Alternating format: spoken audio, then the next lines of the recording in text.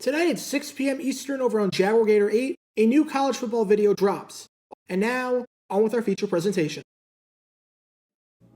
There are three kinds of affiliates that broadcast NFL games.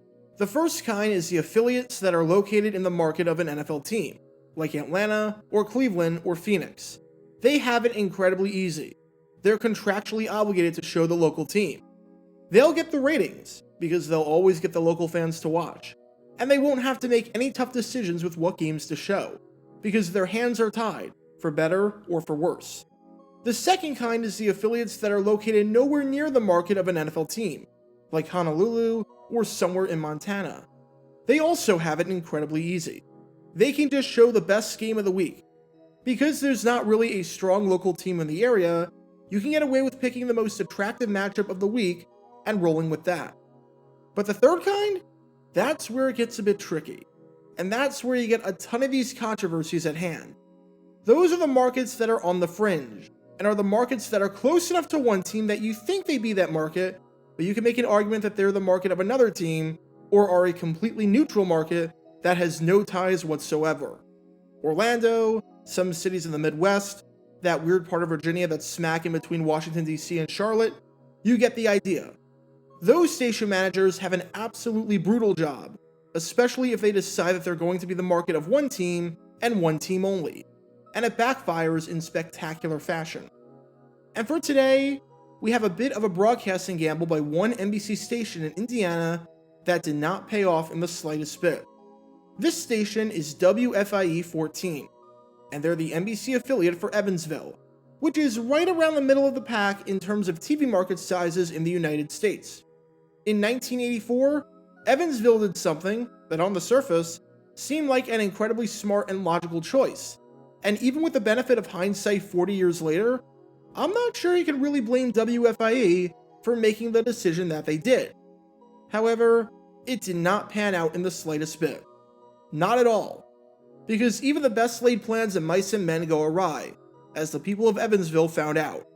This is the story behind the crazy broadcasting drama and controversy involving one NBC station in Indiana, and their desire to tie their allegiance to what turned out to be a sinking ship. Before I talk about the broadcasting controversy in question, we need some context to understand what WFIE was doing before 1984, what games they were showing, and what led them to want to pivot to something else. Prior to 1984, Evansville was practically a free agent city when it came to the AFC. Yeah, you had your fair share of Bears fans and Cardinals fans, since the Bears had a pretty popular fan base, and since the Cardinals were only about 160 miles away. But when it came to the AFC, there was nothing. Maybe you had a sprinkle of fans of the Bengals, but even they were 3.5 hours away, so it's not like they were the local team. And this meant that WFIE could show whatever game they wanted to. However, for the longest time, they showed the team that you've been watching this whole time, as they showed the Miami Dolphins. Now, aside from the fact that the Dolphins were a consistently good team who never really had a bad season under this time under head coach Don Shula, this seemed like an odd pairing, right? Why would Evansville show a team that's 16 hours and more than 1,000 miles away? Well, that's because of the man you've been watching this whole time. It had to do entirely with quarterback Bob Griese. I've talked about Griese and just how great he was in a previous video of mine, so if you want to learn more about him and learn about an insane game he had where he started the day in the hospital and ended the day coming off the bench to guide his team to victory, click the card in the upper right corner. And it's not just because Griese was a great and eventual Hall of Fame quarterback that Evansville did this, because by that logic, they could have gone with a closer team like the Pittsburgh Steelers. It's the same reason that Oregon showed a lot of Tennessee Titans games when Marcus Mariota was there, and it's the same reason that Louisiana, when possible, will show the Cincinnati Bengals with Joe Burrow. It's because Griese was an Evansville native, and is an Indiana man through and through. He was born in Evansville, he went to high school in Evansville, and he played his college football at Purdue, staying in-state 200 miles up the road. Seeing as Evansville had no affiliation with any NFL team, it made complete sense to latch on to Miami. They won games, they were one of the most popular teams in the country, and their quarterback was a native of the city who was universally loved in the city. WFIE was so attached to the Dolphins that according to station manager Conrad Cagle, they were the northernmost station carrying the Dolphins on a regular basis. However, when Greasy retired after the 1980 season, WFIE seemed to be in a pickle, if you want to call it that. Yes, you had people who were Dolphins fans by virtue of watching so many games. It also helped that they won all the time. But you had a bunch of people now who couldn't care less about the Dolphins now that Greasy was gone. With that, Evansville became a free agent market and started showing the best games of the week with the best teams. Along with the Dolphins, you'd get your dose of games involving the Pittsburgh Steelers, the Los Angeles Raiders, and the Cincinnati Bengals, who were playing in the Super Bowl during that 1981 season, the year after Greasy's retirement. And for the first half of the 1980s, that was the way the cookie crumbled. While no official figures were given, the ratings were relatively high, or at least high enough that no station executive ever voiced his or her displeasure. But in 1984, after a few years as a free agent market, something was about to happen in the Hoosier state that completely changed the game. Because in 1984, the Baltimore Colts, after 31 seasons playing in Baltimore, packed their bags and left in the middle of the night to go to Indianapolis, bringing a pro football team to the state for the first time in nearly 60 years. I'm not going to dive into why the Colts left and the whole saga with the relocation, because there are tons of videos and documentaries and articles on that, and I would be going way off topic. But to make a long story short, Indiana now had a team to call their own. And now, WFIE had a very interesting decision to make, because even with this news, Evansville was not in automatic Colts territory. Evansville still had the freedom to choose whatever games they wanted to.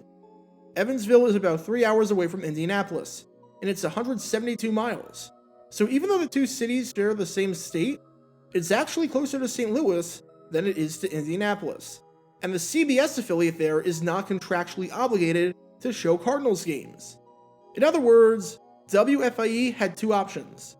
Option one was to keep powering on as things were, relatively decent ratings and all, and remain a free agent market, showing the best games from the AFC each week. Or option two was to go all in on the Colts. Adopt the Colts as the local team, show all of their games, and truly make the Colts a team for all of Indiana to get behind. They went with option two. And holy cow, it was a disaster. On the surface, it made complete sense as to why Evansville wanted to adopt the Colts as the local team. There was Colt fever back in 1984 when they moved to town. And why wouldn't there be?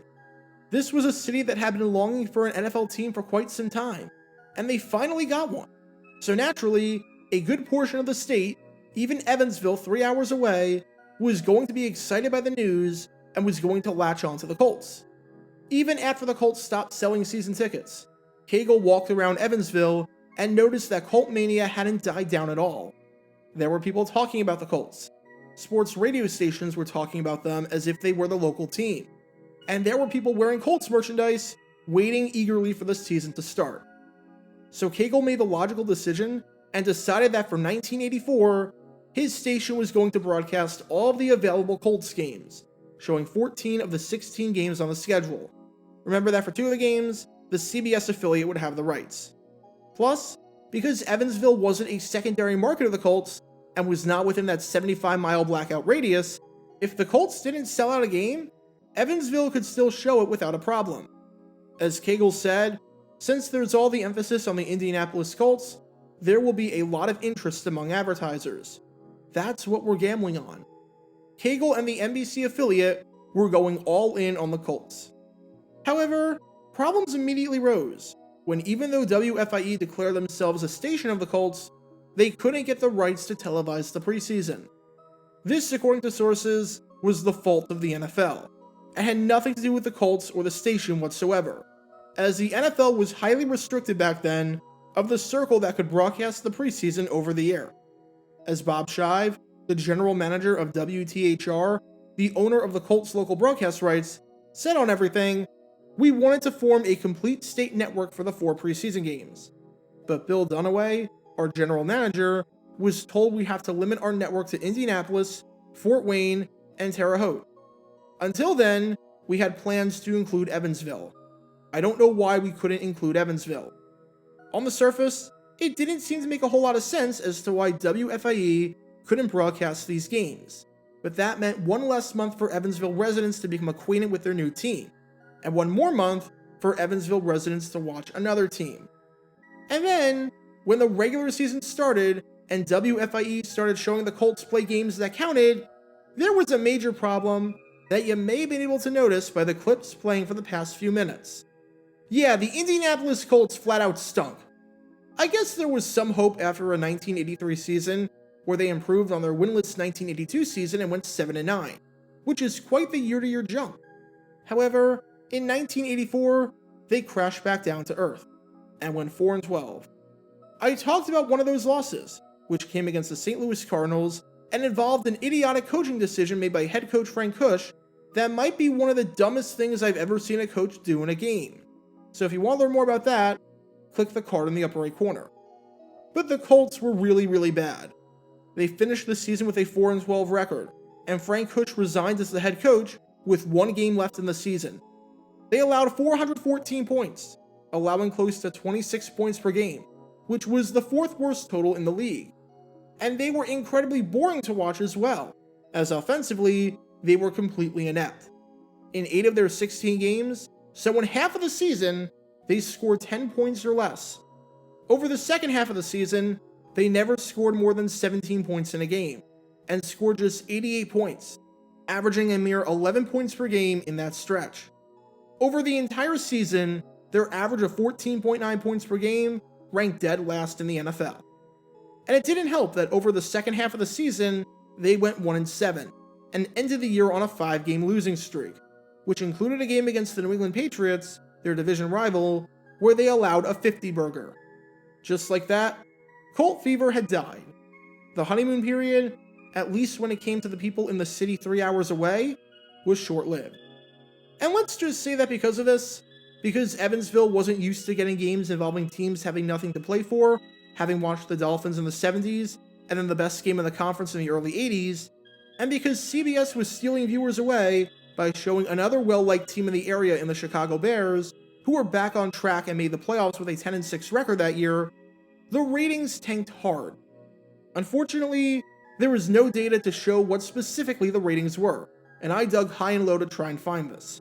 However, all sources indicate that they were dismal.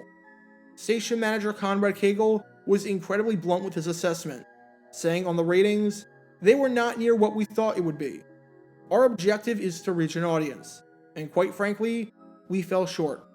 Translation, nobody in this city wanted to watch the Colts. The gamble failed, and for 1985, after a disastrous 1984 season from a ratings standpoint and a monetary standpoint, WFIE went back to whatever the best game of the week was in the AFC, showing the Dolphins and the Raiders most of the time. The Colts were no more. Look, this decision did not pay off at all. Clearly, it failed if the network had to cut its losses after 1 year and issue a statement saying that there were no Colts fans in the area. However, even with hindsight, can you really blame WFIE for trying? They had a team move into their state less than 3 hours away, and decided to embrace them, especially after they had a surprisingly decent season in 1983, all things considered. The gamble made a ton of sense. Even though being a free agent market has its perks, being affiliated with a local team that's winning games is always going to bring in the higher ratings, and that's where the money is at.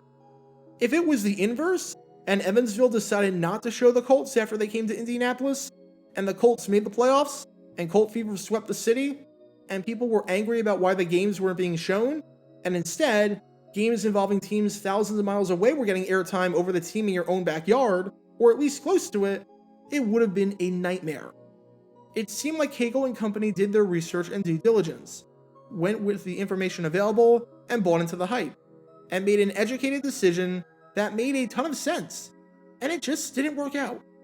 And stuff like that happens, especially in the entertainment industry. You're not going to bat 1,000. You're not going to get everything right. But the lesson here, as Cagle learned, is that when you gamble, you have to know when to hold them and know when to fold them. You have to know when to walk away and know when to run.